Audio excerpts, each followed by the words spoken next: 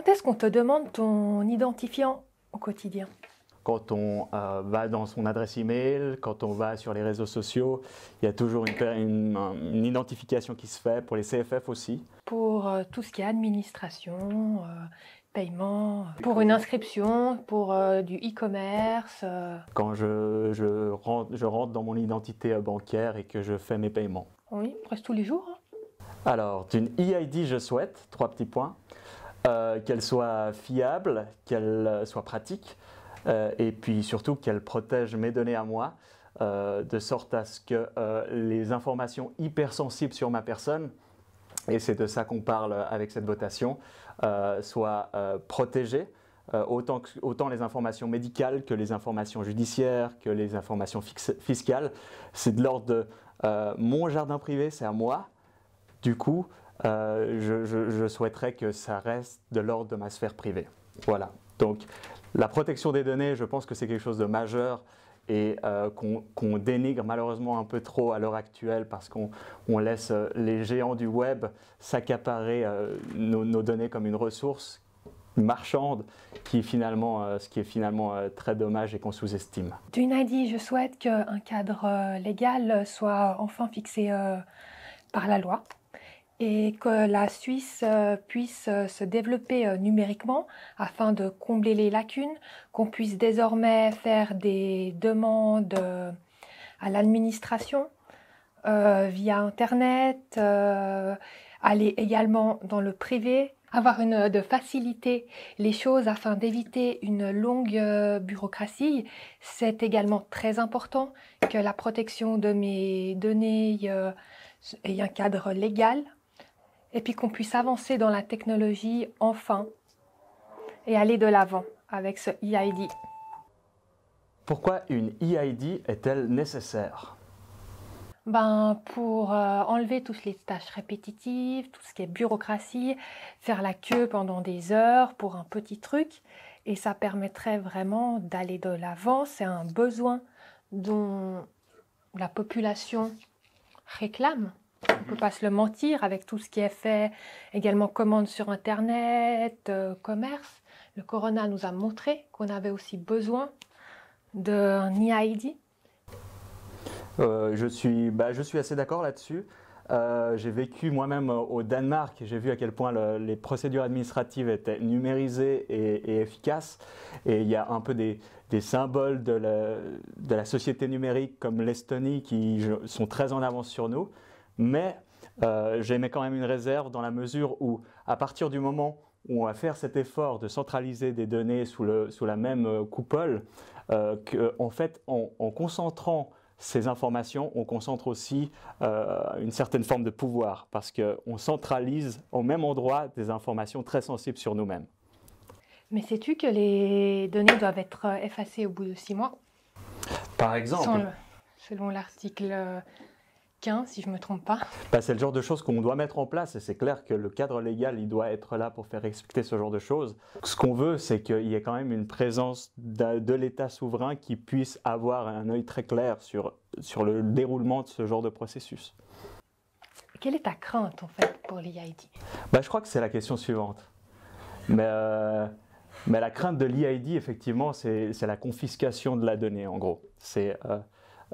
Comme on le voit déjà à l'heure actuelle, c'est les entreprises privées qui ont la main mise sur l'essentiel de nos données. Je pense que Google connaît mieux ma vie que ma famille et c'est là où il faut mettre des barrières et peut-être proposer une solution institutionnelle, étatique, démocratique. Que signifie pour toi la protection des données, l'adoption de cet objet de votation? La protection des données est quelque chose d'essentiel. On doit avoir le droit à notre intégrité numérique. Et cette votation posera du coup un cadre légal sur la protection de nos données et je pense qu'elle permettra de faire avancer les choses dans tout ce qui est numérique car pour l'instant il n'y a aucun cadre légal qui est reconnu par la Confédération. Oui, alors je suis indubitablement d'accord sur le fait qu'il faille un cadre légal.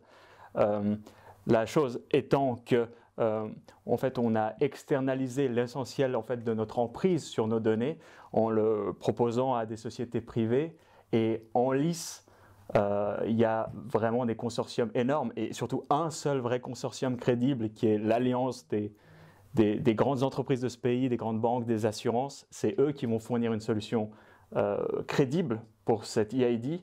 Et on a de grandes chances de s'inquiéter parce que si des acteurs privés viennent sur ce genre de marché, c'est qu'il y a quelque chose qui les intéresse, une sorte de profit à faire. Mais il y a une longue base légale qui a été mise justement pour lutter contre ça. Et c'est même mieux que ce soit des fournisseurs qui s'occupent de l'EID, qui sont plus proches de la clientèle, ils comprennent mieux le besoin. Et on laisse en fait les tâches à l'État administratif de vérifier l'identité de la personne.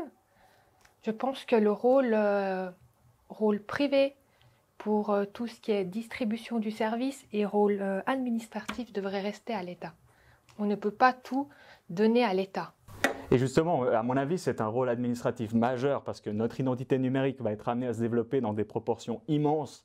Je veux dire, l'espace numérique s'étend, en plus avec le confinement, on est en plein dedans. Et nos données médicales, en fait, tout ce qui est de l'ordre du super sensible, il ne devrait pas se discuter dans des conseils d'administration opaques, mais au contraire faire l'objet d'un débat au sein de l'État. Mais dans la loi, pour la protection des données, justement, ça c'est protégé. On ne peut pas faire ce qu'on veut, ni les acheter, toutes ces données. Et comme elles doivent être également effacées. Qui doit délivrer une EID ? Alors, à mon sens, l'État, tout ce qui concerne identification de la personne, date de naissance, que tout soit à jour.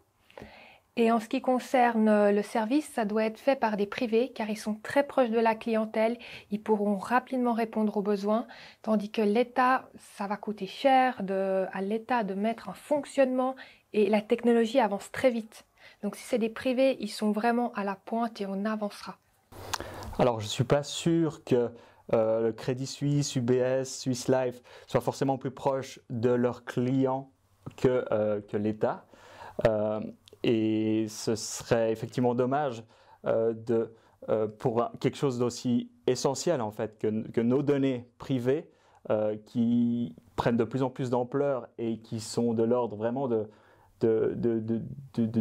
l'intime. Ce serait dommage que ça soit poussé en fait dans un cercle marchand et que ça soit juste utilisé comme une ressource au profit de peut-être pas du plus grand nombre.